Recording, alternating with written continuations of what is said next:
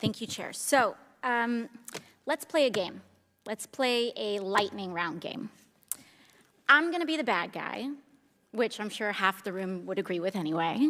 And I want to get away with as much bad things as possible, ideally to enrich myself and advance my interest, even if that means putting my interests ahead of the American people.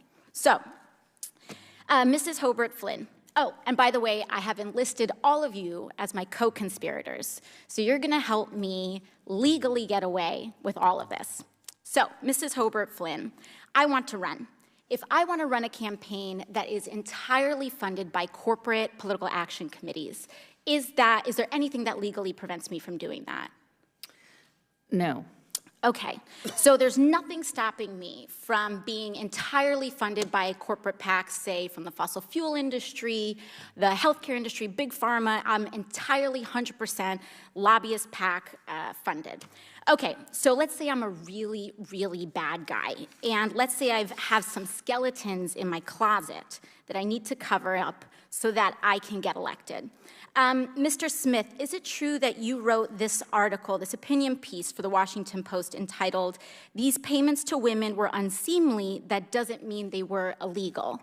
Well, I can't see the piece, but I wrote a piece under that headline in the Post, so I assume that's right. Okay, great. So, green light for hush money. I can do all sorts of terrible things. It's totally legal right now for me to pay people off. And that is considered speech. That money is considered speech. So I use my special interest dark money funded campaign to pay off folks that I need to pay off and get elected.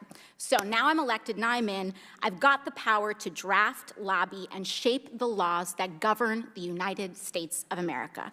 Fabulous. Now, is there any hard limit that I have, perhaps Mrs. Hobart Flynn, is there any hard limit that I have in terms of what legislation I'm allowed to touch? Are there any limits on the laws that I can write or influence, especially if I'm based on the special interest funds that I accepted to finance my campaign and get me elected in the first place? There's no limit. So there's none. So I can be totally funded by oil and gas. I can be totally funded by Big Pharma, come in, write Big Pharma laws, and there's no limits to that whatsoever. That's right.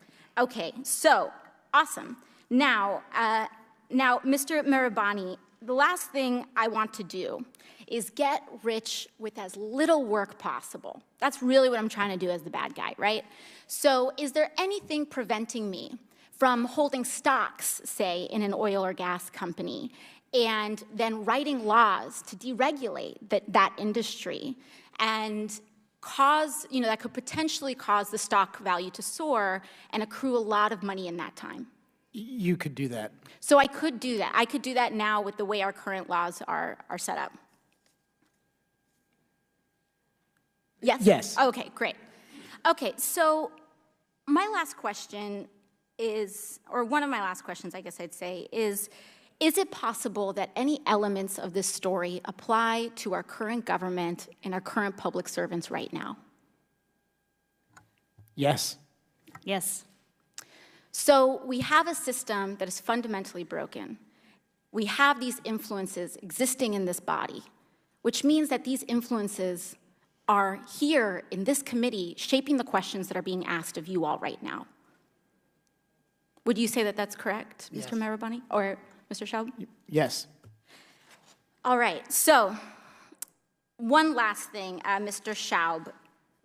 In relation to congressional oversight that we have, the limits that are placed on me as a congresswoman, compared to the executive branch and compared to, say, the President of the United States, would you say that Congress has the same sort of standard of accountability? Is there more teeth in that regulation in Congress on the president, or would you say it's about even, or more so on the federal?